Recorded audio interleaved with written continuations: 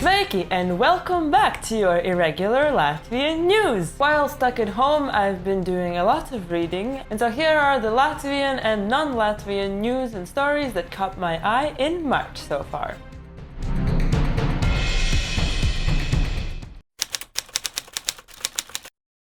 The Daile Theatre offers the possibility to watch plays online. The Daile Theatre is one of the oldest theatres in Riga, founded in 1920, and it is one of the theatres of Riga, like where all the good stuff is. So while they've been closed for Corona season, they are offering YouTube videos of their plays, which are like full-length plays, and there's 10 of them. It's available on their website, dailesteatris.lv/starbrīdis, which means pause or intermission. You have plays like Aija, based on the novel of Jānis Jaunsudrabiņš, which is like a very famous Latvian writer, but also Peter Pan for children, and Onegin, which is a play based on the works of Alexander Pushkin. So if you're familiar with those already, the language barrier might not be such a high barrier. And also in the same line with Corona season, there are a lot of virtual tours available online, so I plan on going to visit the Louvre and then the St. Petersburg Hermitage. You can join me. Finland found out to be the happiest country on earth in 2019. Well, ja ir tad ir.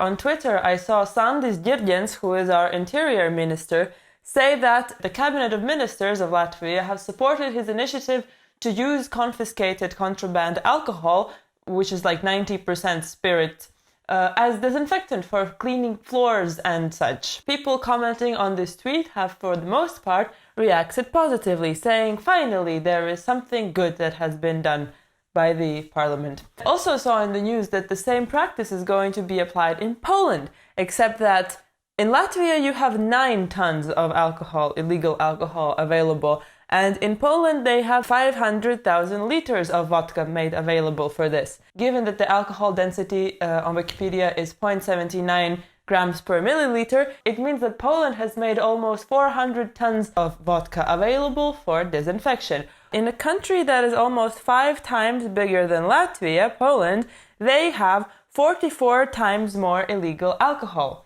And that means one of two things. Either Latvia has quite low illegal alcohol contraband, or the Poles hang on to their vodka longer. In any case, good. Many people in Latvia and elsewhere seem to still uzšķaudīt on the coronavirus. And if you are one of them, I invite you to go and check out the link that's been marked as Graves and Beds for a gallery about this topic. I think it puts things into perspective.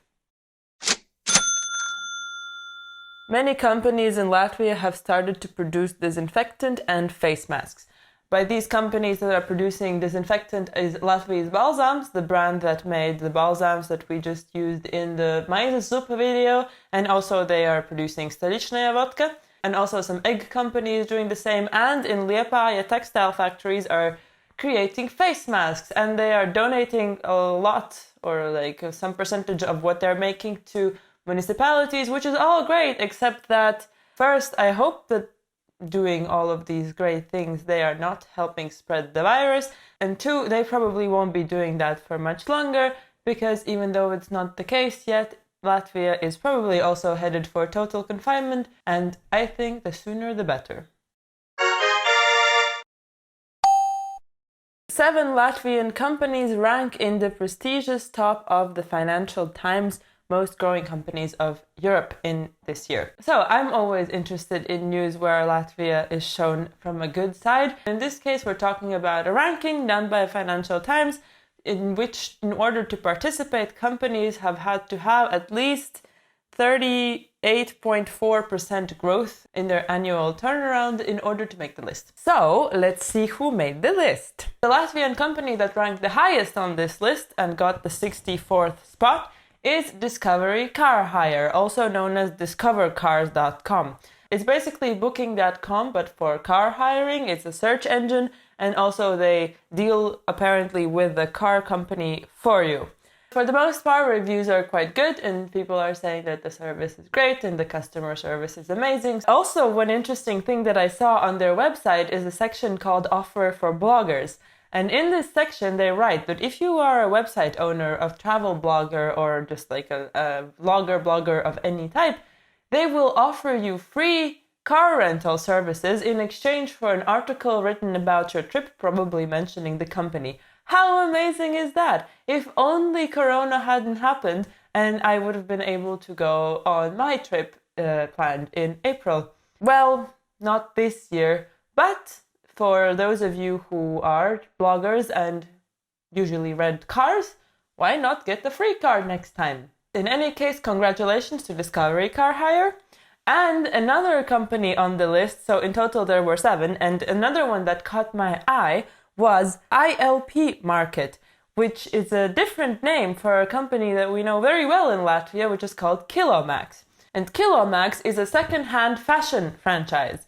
Already the second-hand clothing game in Latvia is quite strong, and even though initially people seem to look down on it quite a lot, calling the second-hand shops humpalas. And humpalas is a word that has been made from 2 words, humana palīdzība, which means human aid, which is basically when Human Aid or Red Cross who are distributing clothes or other stuff for free to those in need. And in the 90s, when the first second-hand shops opened, this name kind of stuck to them. And with it also like a condescending attitude towards those who shop there. Growing up, I always felt that even though we shopped in second-hand stores, we never really made it known to the public in fears of, because being poor is so bad, So times are changing, as obviously, as we know. More and more people are actively shopping in second-hand stores, which is great because we're lowering consumption and helping the environment and recycling things. And so, how amazing is this that the second-hand shop Kilomax from Latvia has got on the list of the most growing companies in Europe. And what's interesting about Kilomax is their politics of prices. So instead of going in there and having everything priced in according to somebody's tastes or somebody's idea of value, they have a system based on calendar and weight. So it's not the separate articles that are priced. You pay a certain amount of money for a kilo of clothing. So for example, when a new collection comes in, its initial cost on the first day of the month is 35 euros per kilo. And then every day it goes down by 2 euros until the end of the month where you can buy that item for 10 euros a kilo. But you know that very rarely does a clothing item weigh 1 kilo. So you should be able to get at least 2 or 3 items of clothing for that price. And that's great. As long as high fashion brands weigh the same as regular stuff you can buy in H&M or the supermarket, they're the same price. Pretty cool. So congratulations also to ILP Market and Kilomax. And to everybody else who made the list too. It's a great turnaround this year, because last year there was only 1 Latvian company on this list. This is not a news story, but it is a news for me. Yesterday I finished reading a book by Yuval Harari. It's called Sapiens. You can buy it in pretty much all the airports and everywhere. It's like a bestseller.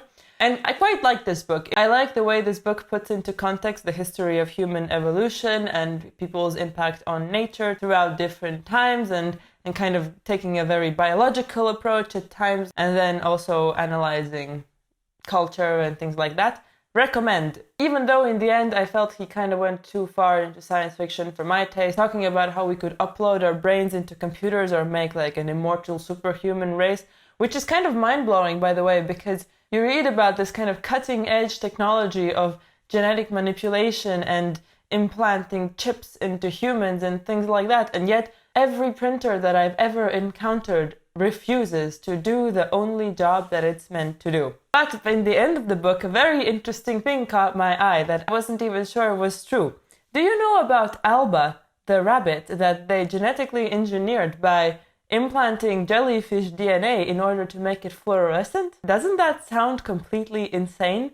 And yet, it's true. Here's a video of 2 rabbits that are not Alba, but that were made later using the same technique. And look, they glow!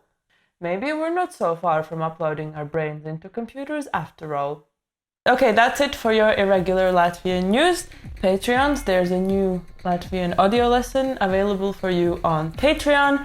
And yeah, hope you're doing great in confinement. Also for Patreons, I'll be uploading the behind the scenes of how Anna and I filmed the desserts, if you're interested. And also the second part of our cooking of Latvian desserts, the debesis manna, is coming soon. Maybe not the next video I put out, but soon. Right! See you soon, maybe. Bye!